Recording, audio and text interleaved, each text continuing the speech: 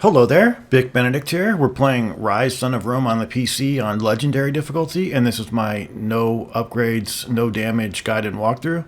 We're currently on Chapter 6 of 8. It is entitled Pax Romana. So pick up the Pylos over there. There's some Pylos down here, but I would recommend that you pick up the ones up there first because you're locked into a scene down here, and you're going to be fending off the barbarians, and there are two selections that you can do, one being the harder of the others. So if you want to select the easy one 3 times, that's your prerogative and don't feel bad about it.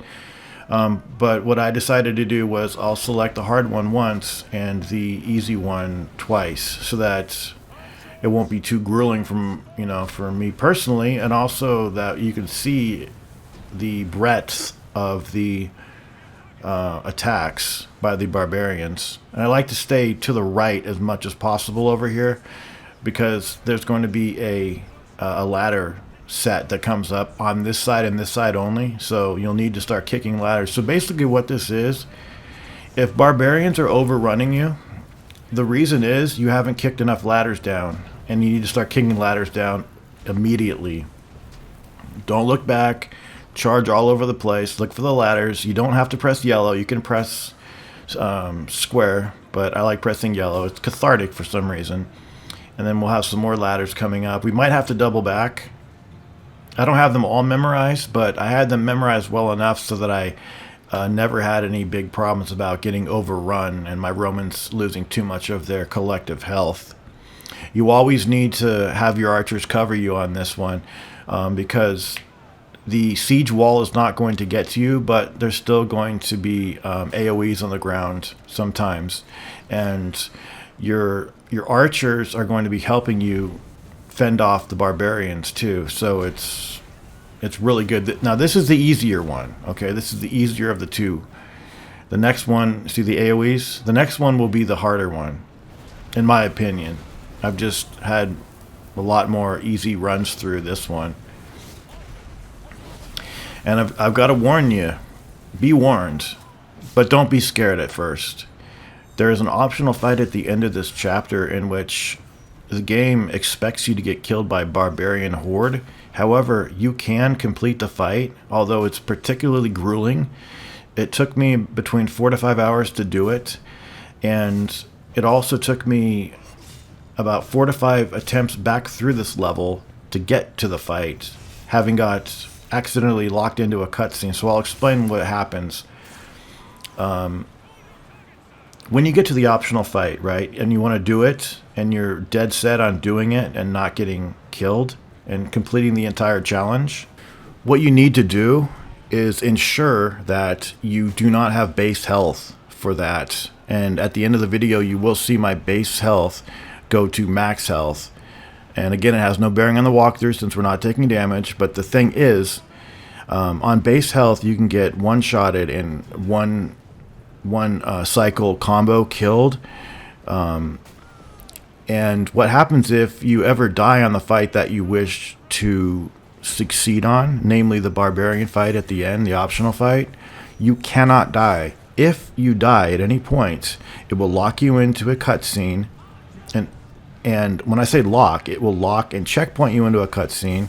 You can't skip it, and you will be forced, if you want to redo that fight, to go through this lengthy 30-minute chapter just to get back to that optional fight. So to prevent your having to do that and prevent you from possibly wanting to suicide yourself, as I nearly wanted to, and again, I'm joking, it's just for laughs. Black humor laughs, but laughs all the same. Max out your health bar. That will prevent you from getting one hit killed and going into that cutscene. So what happens is, if you ever get hit on the optional fight, immediately go into the timeline and reset the checkpoint as quickly as you can. But with max health, you have enough time to go in there. But still, mistakes happen all the time. I accidentally set the controller down one time and I got butchered, and I didn't even realize. I thought I had my game on pause, and I didn't have it on pause. And I had to redo the chapter that many more times. So it's really aggravating. I mean, fucking really aggravating. We're talking about a fight that's particularly fucking aggravating. So when the siege wall reaches the tower over here, or maybe you should say when the siege tower reaches our wall, you need to be hitting this thing with X attacks. Maybe Y might work, I'm not sure. But you need to quickly get on that, minding the fact that while you're doing that, you can get interrupted by nearby enemies. So that is the hard one, okay? That's the hard scenario.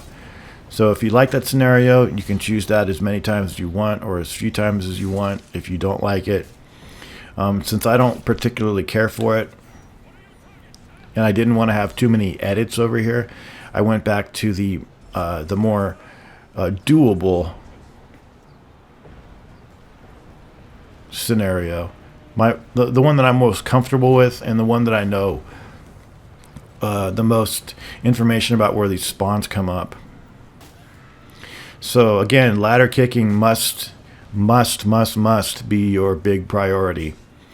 Again, if you don't kick too many ladders down, you're going to shortly see your teammates getting overwhelmed, excuse me, and you're going to see a bunch of barbarians on your level over here, and the Romans' collective health is going to start dwindling very quickly, and it's not always possible at that point to succeed, even though you are asking archers for cover fire, and they do a damn good job, as you just saw there, of taking down threats, nearby threats or threats across the way, anything that's going to help you out. Take all the numbers off the enemies. But, yeah, get on those ladders. This is all just ladder kicking, and I really like it. I find it cathartic. Just going around kicking ladders, because when I knew that it was all about the ladders, that's all I focused on.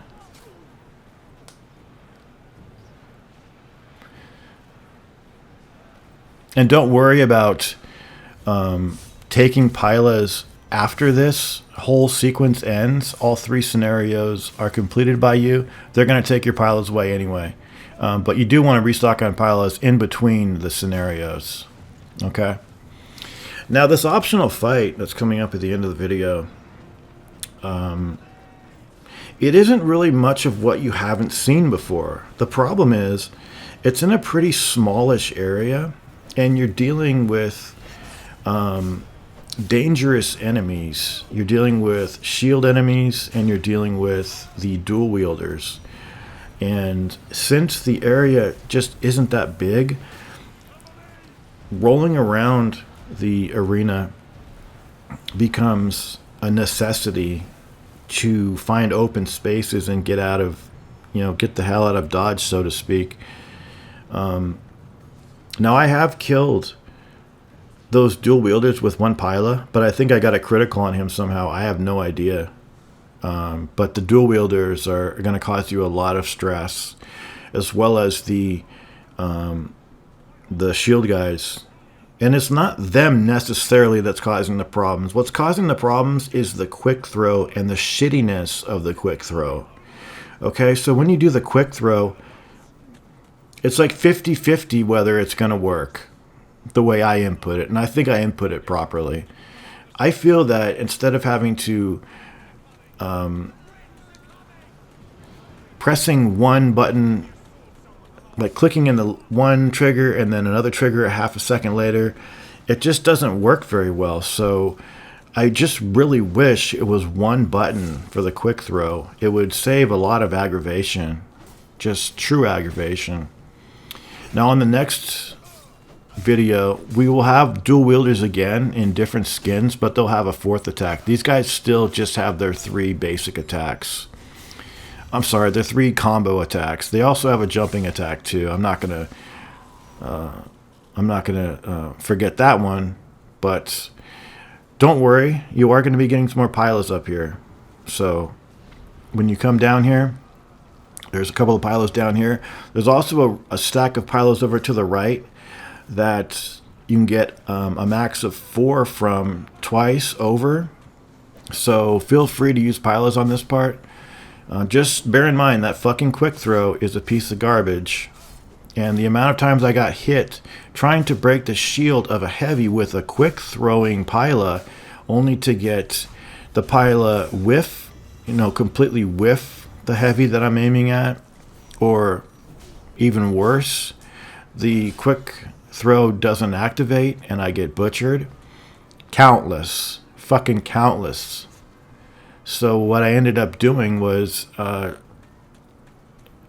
trying to, whenever I try to do it, whenever I try to throw a quick throw, I try to make sure that I'm aiming directly at an enemy or he's attacked. Now, this particular ultra heavy over here, I guess I'm going to call him. Now, he does have a red attack.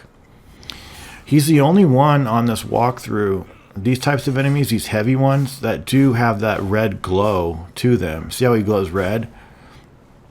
It's not a flashing attack. It's just that he glows red. And remember, on legendary difficulty, enemies do not glow red to give you a courtesy that they're doing a heavy attack. So I think they altered it on these ultra heavies over here, giving them not the flash per se, but just a more subtle red color to them, giving you indication that, it is an ultra heavy, so you might want to be careful. But even then, you've practiced those guys so many times, they're essentially the Minotaur we faced in the last video. And spawn control on this optional fight, and I apologize, if you have no interest in doing the optional fight, just stand in one place, they'll kill you in 1 second, and then it'll go to that cutscene and you'll go to chapter 7. But that would entail getting hit, and since this is a no damage walkthrough, I had to do the fight. And it was one of the most fun I've had on, despite it being the most frustrating, it was one of the most fun times I've had because it was the most challenging and it challenged me the most. And these games, I always find them the most intense and rewarding when I am doing something particularly challenging, like the optional fight that's coming up at the end of this video, because it seems insurmountable. And then when you do it, you feel a sense of elation and catharsis, and it's absolutely wonderful. And the whole time you're doing it, you know that you can do it, and you're trying to find, different inroads to success and trying to find out, the best way to kill enemies in certain orders and spawn control. I will say that, I'm going to speak over this too. Apologize.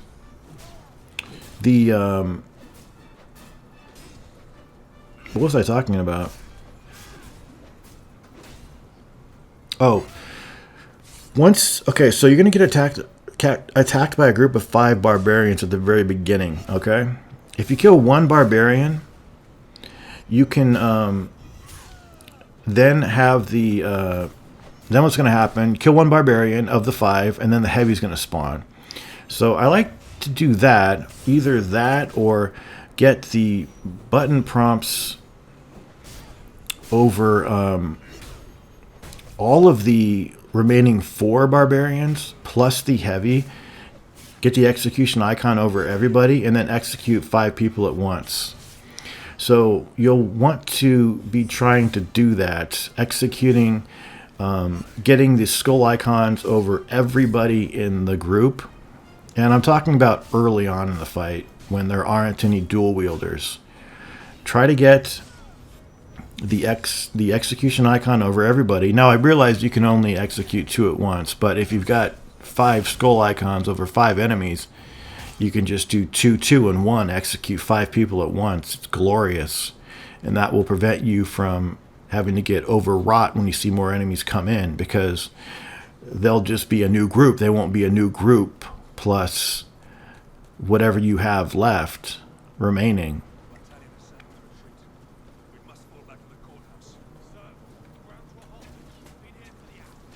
So come up here, and then we've got some more pretty pedantic things to do.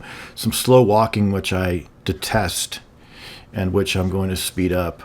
So The only things left that we have to do, have we done the courthouse? I believe we need to do the courthouse. There's a courthouse, like outside the courthouse fight. It's basically nothing. And when I say nothing, I just mean compared to the optional fight. Because I said to myself, if I'm not including the optional fight in this walkthrough, there's no walkthrough. So I stuck it out, and I had the most fun I've ever had.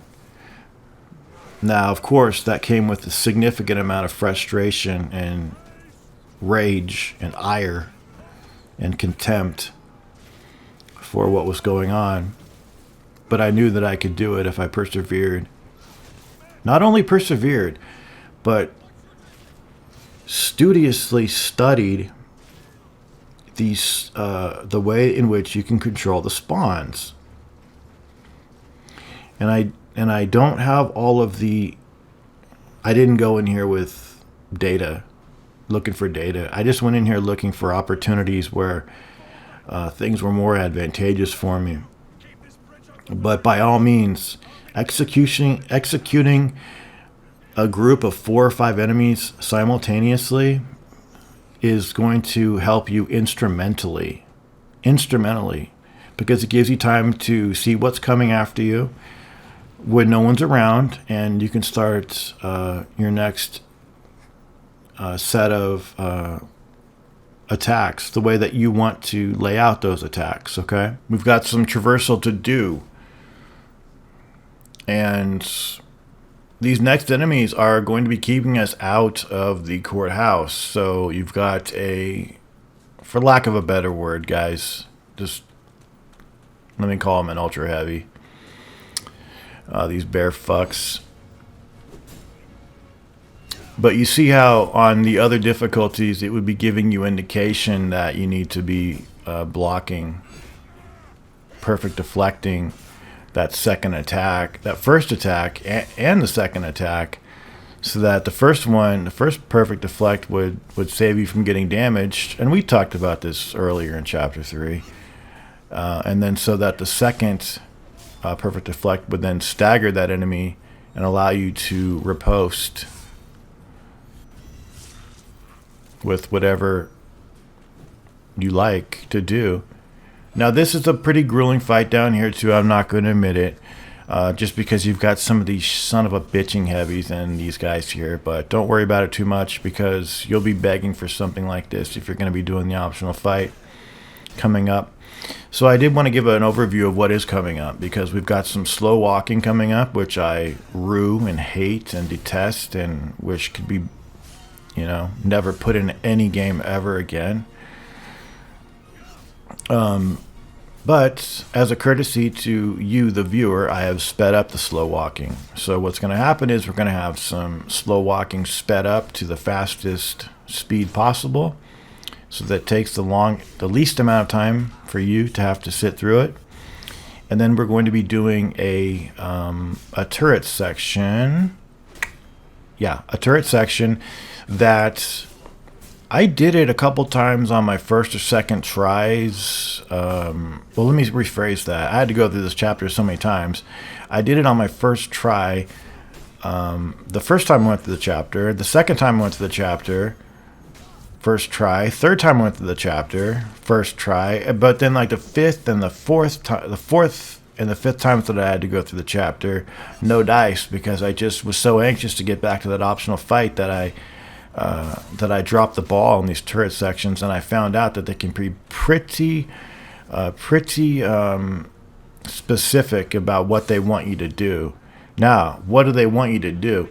Well, as far as I can ascertain, they want you to prevent as many enemies to come up to your location as possible. You're never going to get overrun by the enemies at your position, unless you die, of course.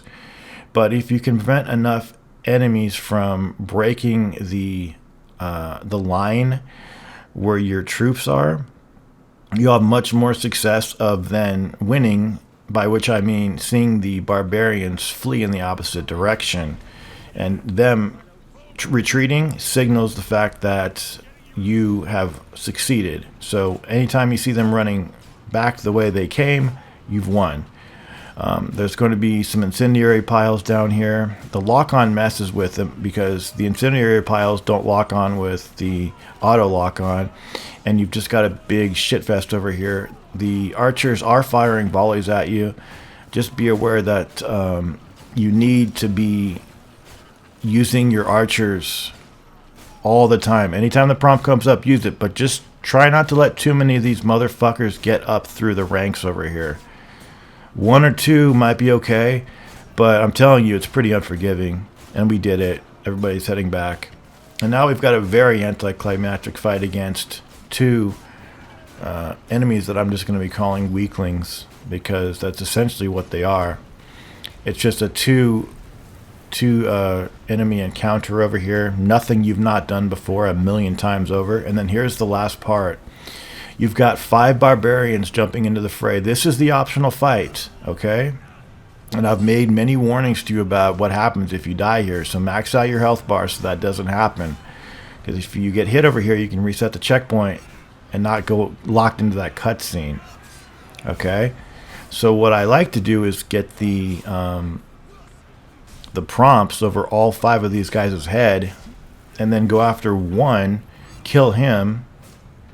And by going after one, I just mean don't do the execution on the one that you want to kill, and then bring into the fight the heavy. So I killed one, right? So we're going to get a heavy dropping in. There he is. So we've got the rest of the barbarians down here, and we were able to use the quick throw and break his shield. That doesn't often happen. It really doesn't. But at this point, we don't have any dual wielders into the fight, which is a blessing. Okay, so what we really need to do at this point is get the execution prompt over every one of these guys. Every one of them. Okay? And then that will enable you to execute all 5 quickly, and then have the last assault come in. Keep as many pilots as you can. And sometimes this game is really weird. Sometimes, like, you're dodging and it has the sound effect of you getting hit, but when you roll away, you've taken no damage. I saw it on other guides on this fight, and it's just the game not catching up with the frame rate or something. But let me put this to you. If you don't see damage coming off your bar, you have not received damage, okay? That's the game's fault if it's not taking the damage off of you, okay? We're abiding by all of the frame rates and the graphical settings possible. If they needed to optimize their game, well, that was their job back in whenever this fucking game came out. It's not my job. I've also been able to one-shot kill a dual wielder with a critical hit, but it was only one time. So, you know me, I don't really roll too much in these games. I prefer to block. Well, I can't say block, because you don't block in this game. You don't hold up a block. You just deflect, and perfect deflect. But I'm not a roller. I'm a deflector, I guess you'd say. So I deflect rather than roll. However, on this scenario where the confines are so tight and enemies like to get next to one another, I do roll until my heart's content, until I can find a nice opening where I can pick off maybe one guy at a time. But just be very careful with your rolls. Time them properly. Do them quickly. The dual wielders also have a flurry attack that they kind of taunt with their weapon, and it has a hitbox on it, so you need to be very careful of that. And they're evasive too. And I was also wondering, since they're so evasive, those dual wielders, how in the hell did I get a pilot kill, critical pilot kill on one of those dual wielders and knock him out? Good. I don't know. Just weird things happen. Just absolutely weird things happen in this. So at this point, what you would want to do probably is not focus on the heavies, but just get rid of these lesser enemies. Of course, if one of those dual wielders comes up to you and you need to do the 3-hit attack to ward him off, by all means do that. Sometimes letting the heavy attack first and then throwing the pilot at him to break his shield works better than just trying to throw it before he attacks.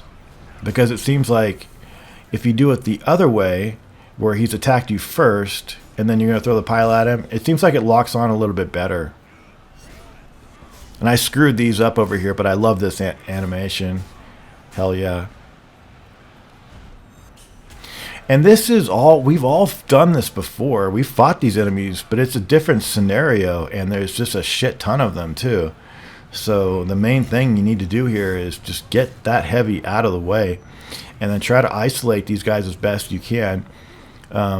They do succumb to charge attacks sometimes, but again, they're incredibly evasive. So you really are going to have to earn your openings here. 1, 2, bam, staggered. We had to move away. It's all fine though. It's just that they're too evasive to fall into the trap of, you know, us spamming a heavy attack. Even though we did one there and it brought him to Red Skull. But just be patient. That twirling thing a minute ago, that's a hitbox. You need to be careful of it. Don't get too close to it. Now we just have one guy, and this bastard's going to make me earn it. Or is he? No, he didn't make... Oh, yeah, he is. 1, 2, 3. That could have fucked up, but we didn't. We didn't fuck up. We're not fuck-ups. Take care.